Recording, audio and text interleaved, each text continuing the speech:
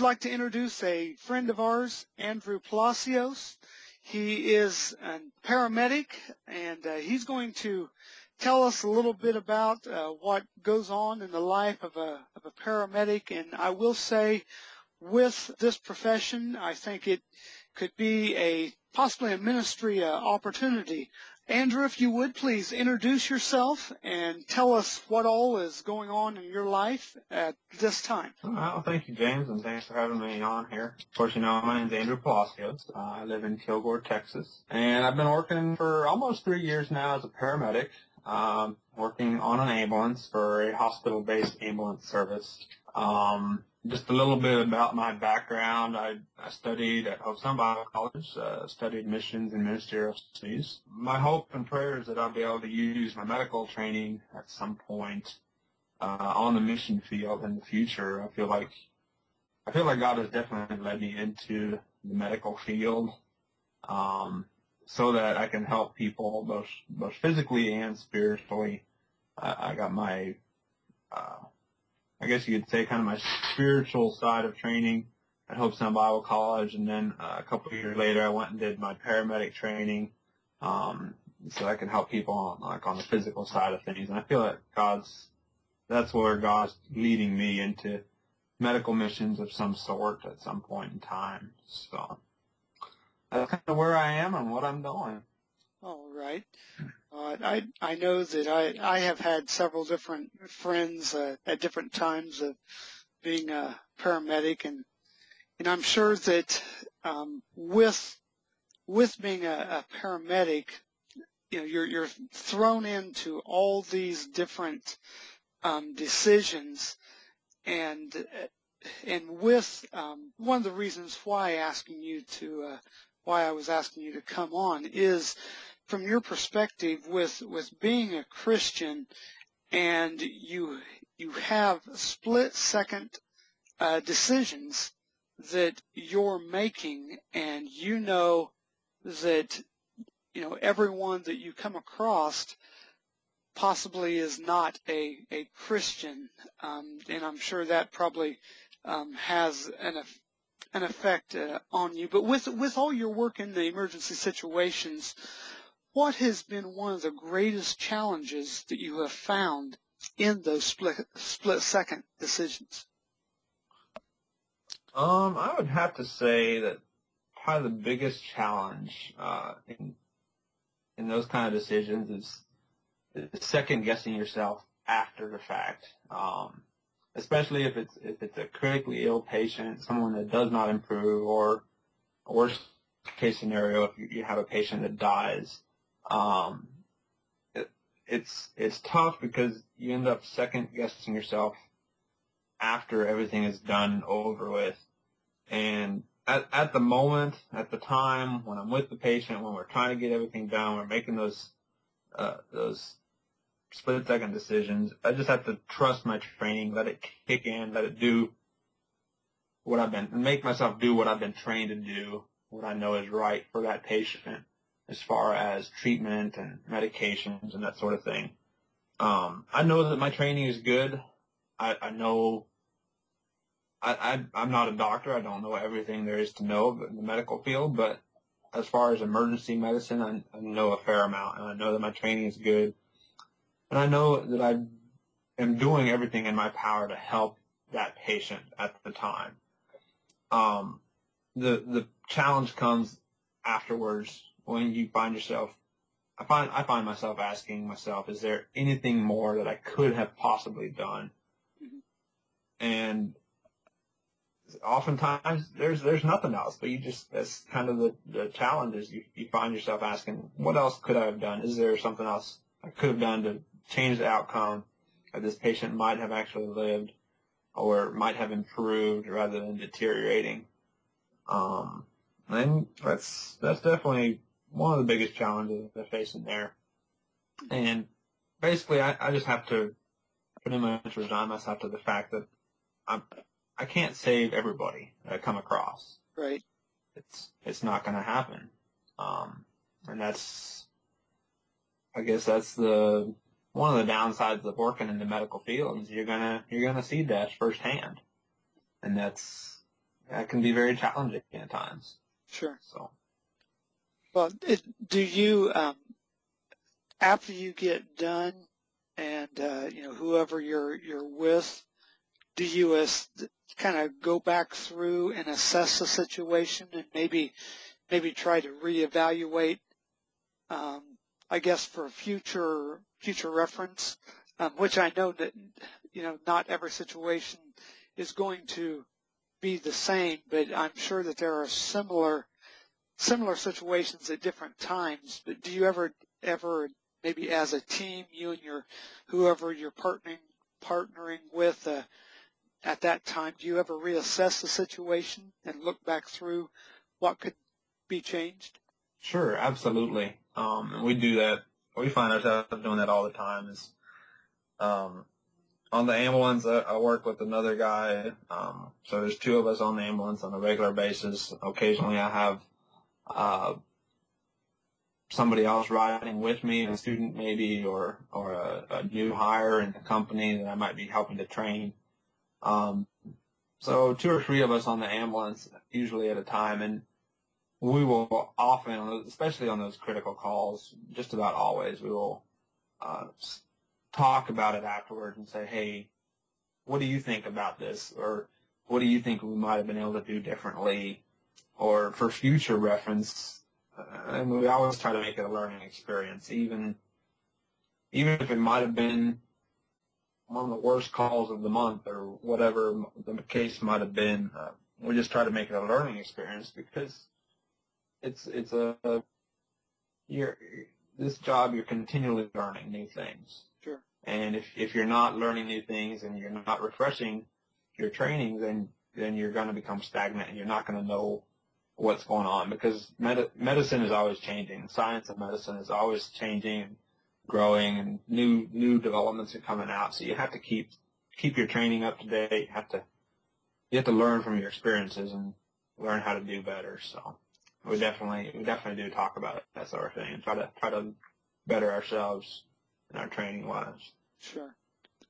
Well, on the flip side, we've been talking about the challenges, but on the flip side, I've heard different ones talk, especially in the medical field, of when you're able to help out someone. But could you maybe give maybe one or two of the greatest rewards that you've had happen to you, that you have experienced while you're on a call or just in your line of work?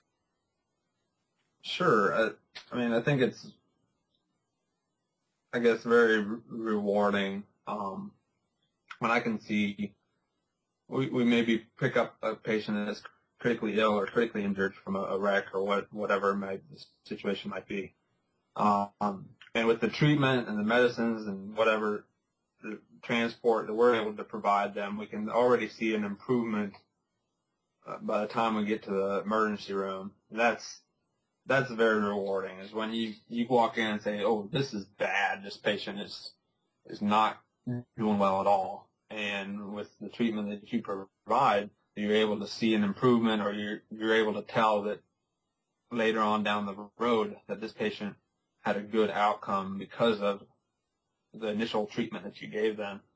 And that's a very rewarding thing. That's probably one of the biggest rewards of working in the medical field, is seeing critically ill or injured patients improve with the treatment that you provide. It's also very rewarding to me as a Christian when I get the opportunity to pray with a patient in the back of the ambulance, or even to share the gospel with them. I do work for a faith-based hospital, so we're very open. The hospital, my employer, is very open to us praying with patients and that sort of thing. So there are a lot of times where you can have a patient that a lot of what's going on is just anxiety or stress or whatever else might be affecting them in their life, and it's rewarding when you can just sit down and say, hey, do you mind if I pray with you? I mean, sure. You've done whatever physical treatments you can do. We're limited in what all we can do just because of the the size of our ambulance. We can't carry everything possible, so we carry what we can in the back of the ambulance, and we do what we can. And after we do all that, it's like, well, do you mind if I pray with you? And I've had that opportunity to be able to pray with patients, and it seems to help calm them down. Most of them appreciate it, so it's definitely rewarding as well. I think the greatest reward is definitely in knowing that you made a difference in that one patient's life.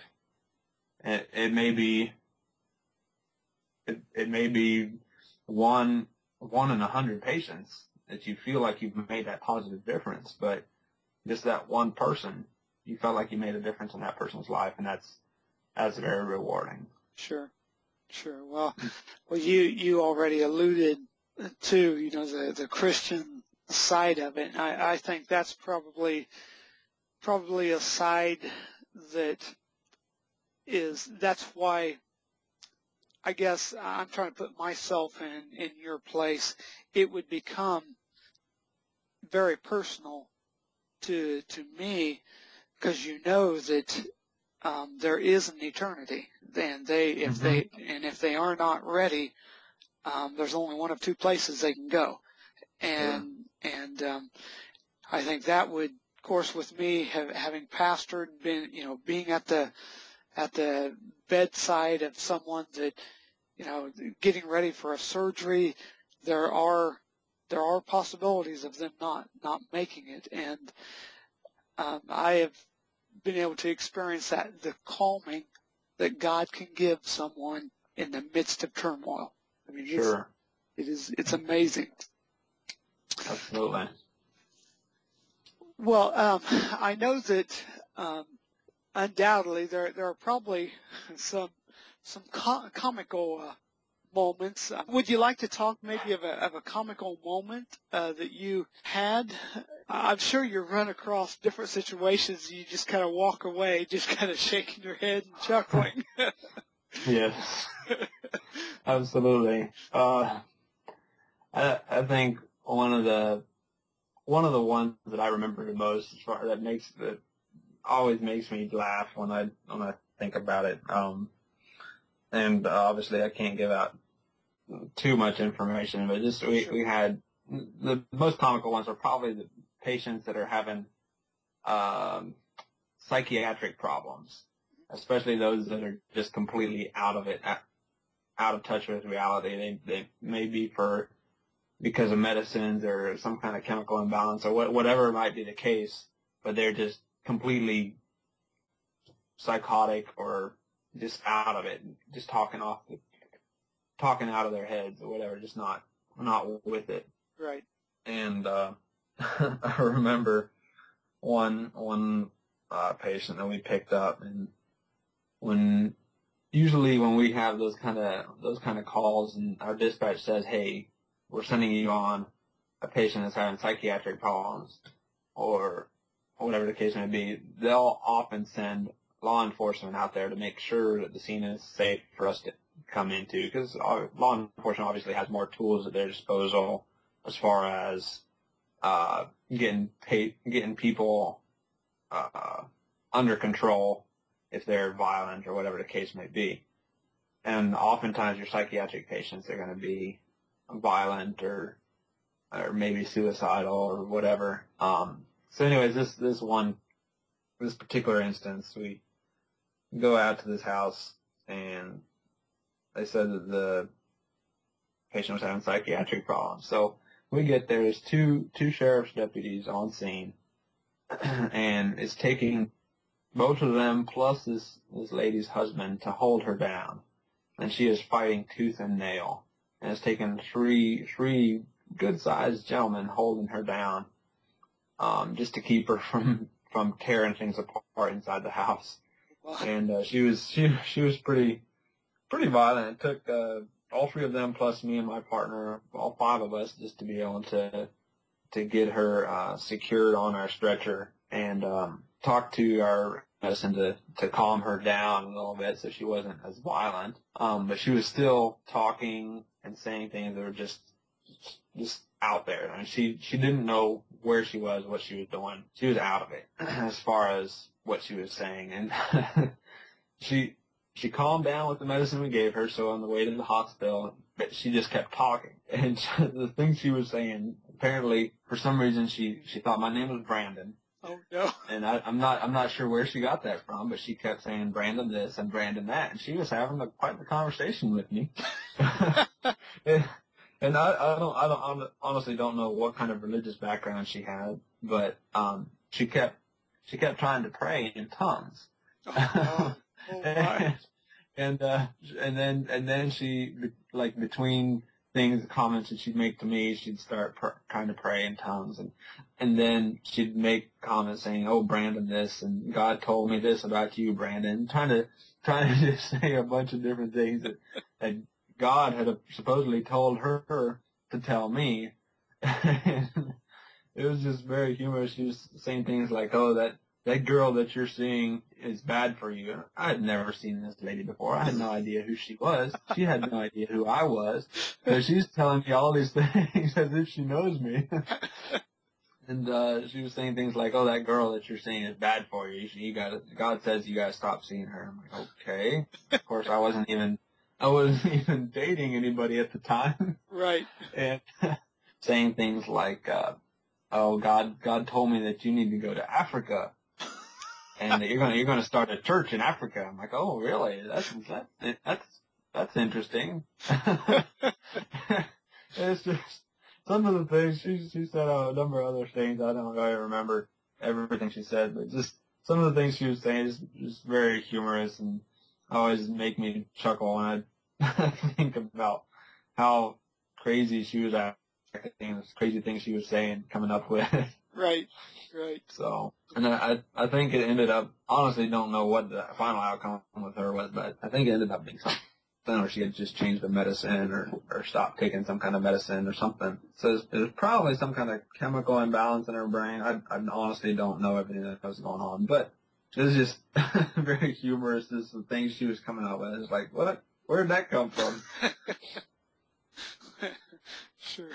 Well, I'm sure that those times actually probably make the day or the night, whatever shift you end up on, kind of go by a little bit quicker. So. Sure. Yeah, and honestly, you have to have a sense of humor in this line of work, because if you don't, you're gonna get burned out really quick. Right. So you have to find humor in situations where you can, and be able to laugh at yourself and with others, and so it's definitely a needed part of being in this kind of work, is having a sense of humor. Well, part of it, I know that, and here again, probably with the Christian background, it gives you stability, undoubtedly. Sure. But we're still human, and we have emotional battles. Would you be willing to maybe, you don't have to be specific, but do you have at times some emotional battles with the things that you face? And if so, how do you deal with that? Sure. There are emotional battles with this job. You're dealing with people. You're dealing with people that are hurt, sick, people that are dying.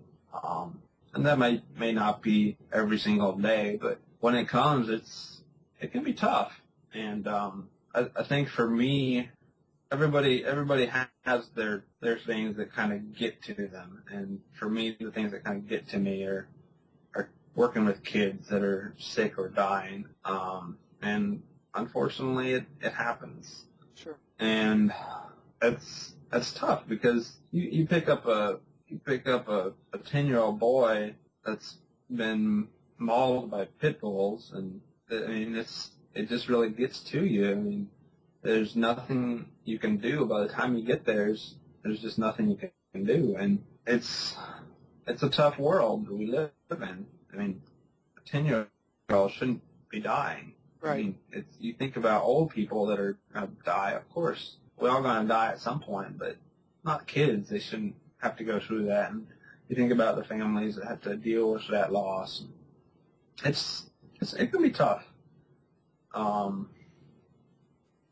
As, as far as dealing with it, I think obviously my faith is a big factor in helping me deal with it, because I can always turn to God and say, God, this is really bothering me. I mean, I had this situation, and I can't stop thinking about it. It's just really getting to me.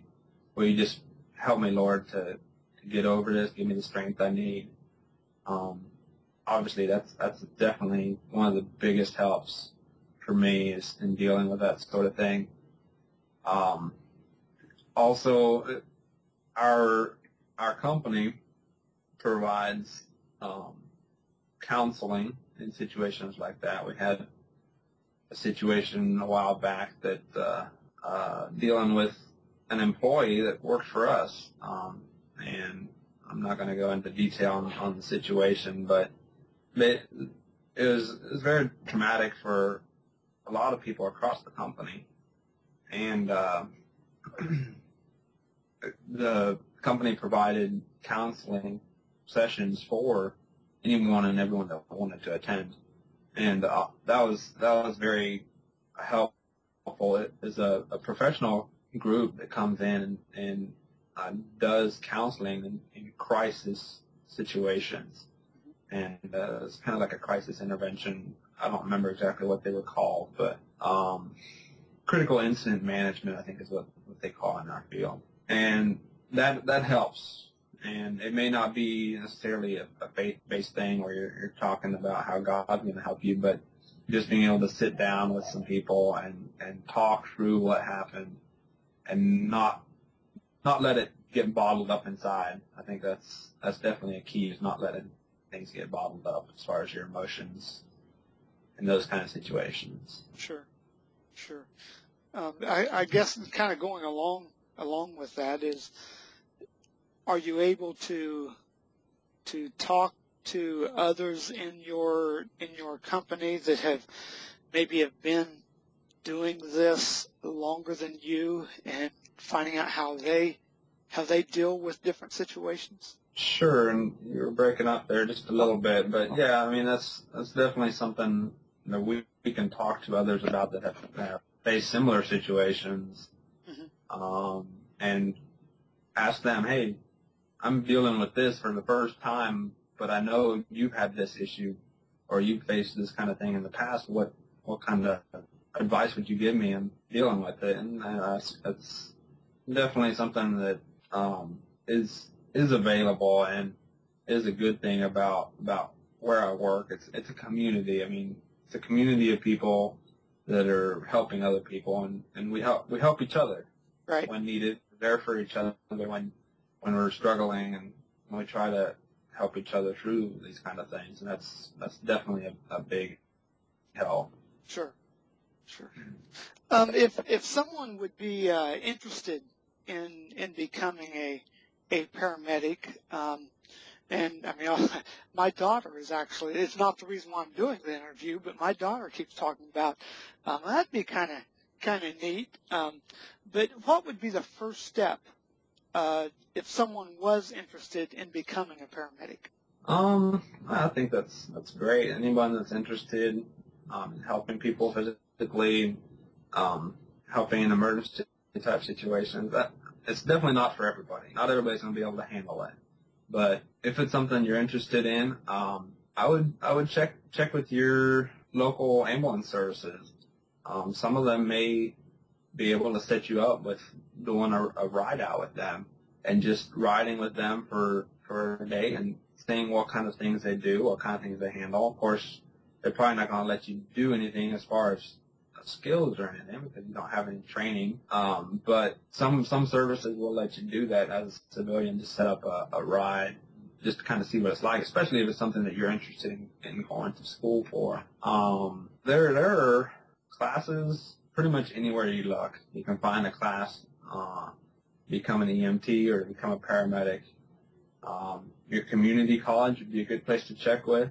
Again, your local ambulance services may offer classes. I know my employer offers classes once or twice a year, and oftentimes it's for those who work with the company or maybe stepping up to a higher level, or maybe people from outside that are coming in and wanting to learn how to be an EMT or how to be a paramedic. So your local ambulance companies definitely give you direction, as well as community colleges, or a lot of community colleges offer that sort of class as far as emergency medicine. So. I would like to say a huge thank you for you coming on. Just so neat to see how God is just directing you and definitely using you, and where in the world where He wants you to Sure. be. Could you maybe finish up with some closing comments? Maybe if you have a prayer request, or maybe a praise, or maybe a favorite verse you could close with, and just kind of maybe give us whatever you feel on your heart. Anyone that might be interested in becoming an EMT, I'd definitely encourage anyone that has that kind of interest to explore it, look into it, talk to people that have done it. That was a big thing for me when I first started becoming interested in emergency medicine, talking to people that have done it. And that just really kind of piqued my interest in wanting to go ahead and get it done. I felt that God used other people to kind of lead me into this field. And there's several different factors, but I think that was definitely one of them, and God's leading me into the field of emergency medicine. If there would be maybe someone that is looking into it, I know that I didn't ask this before, kind of putting you on the spot, but would you be willing to give your a way of contact, an email address or something, if someone would have questions about becoming a paramedic? Sure, absolutely. I'm on Facebook. You can find me on Facebook. I do have a Twitter account. I don't use it very frequently, so best bet would probably be either Facebook or email. Andrew Palacios at gmail.com, or you can find me on Facebook. Search for Andrew Palacios, living in Kilgore, Texas. And I'd definitely be welcome to answer anyone's questions that might have questions about it. You mentioned kind of in closing a favorite verse. I might like to share this three verses that have really kind of been my life verses. Proverbs 3:5-7 says, "Trust in the Lord with all thine heart, and lean not unto thine own understanding. In all thy ways acknowledge him, and he shall direct thy paths. Be not wise in thine own eyes. Fear the Lord, and depart from evil." And those verses have really just stood out to me across the years, especially my college years and the last few years since college. Just trusting God, committing myself fully to Him, and not trusting my own plans or my own desires, but trying to lean on Him and giving complete control to Him. I think that's the most important thing in our Christian lives, to be completely dedicated and consecrated to Him. Sure. Letting Him lead and direct us. I love that verse you ended up with. I've going through the transition in my life with my family, been leaning on Him, and I think if we all as Christians just realize that it's not about our life, it's about what He has for us, His kingdom, and then where He places us in His kingdom is where we'll be fruitful for Him if we keep our life totally committed to whatever He wants. And, sure. Well, I do truly appreciate you being willing to come on and allow me to interview you. My pleasure. My goal is for all of us to learn from each other and to realize that there are several areas in God's kingdom that God's using His people. But thank you so much, Andrew, and I wish you well in your future endeavors. Thank you, James. I appreciate it.